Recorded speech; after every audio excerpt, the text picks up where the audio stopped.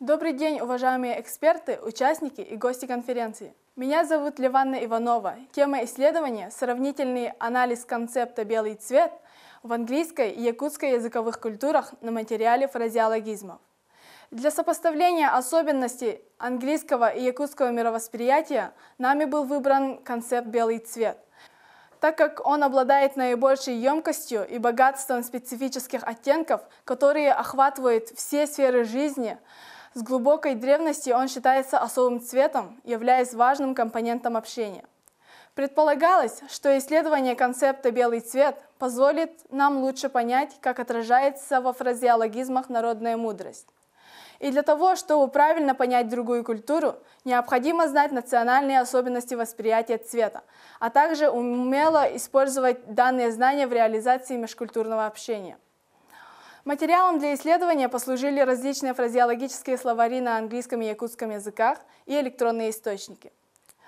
При помощи теоретического анализа по теме мы изучили роль фразеологических единиц со цветообозначением, используя сравнительно-сопоставительный метод и компонентный анализ, вычленили группу фразеологических единиц с концептом «белый цвет» в английском и якутском языках, выявили и сопоставили их информативные особенности.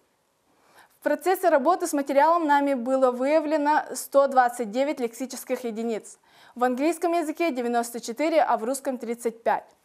В ходе анализа был обнаружен ряд общих особенностей и различий в семантике и лексическом составе идиом и фразеологических единиц. В обоих языках данный концепт имеет широкий спектр переносных значений и в большинстве случаев ассоциируется с благородством, знатностью и величием.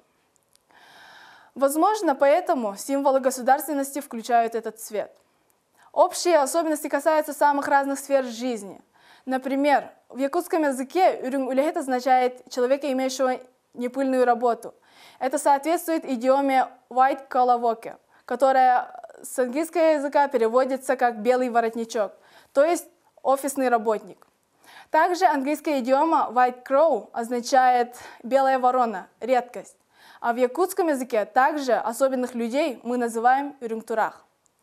Выявлено, что у белого цвета наблюдается много отрицательных значений как в английском, так и в якутском языках. Известно, что white hands – белые руки означают честность, невиновность. А в якутском языке наоборот, үрүң-или – избегающий тяжелой или грязной работы, человек-белоручка. Но в то же время үрүң-или тигар туттар обретает совсем иной смысл, означая вручать что-либо в его собственные руки. Также выявлено, что не все фразеологизмы имеют своих аналогов в том или другом языке.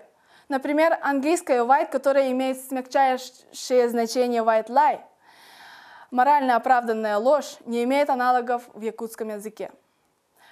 Также имеются нейтральные значения в обоих языках – white harvest, white cash, үрүң-күн, үрүң-ас и так далее. Таким образом, можно сделать следующие выводы.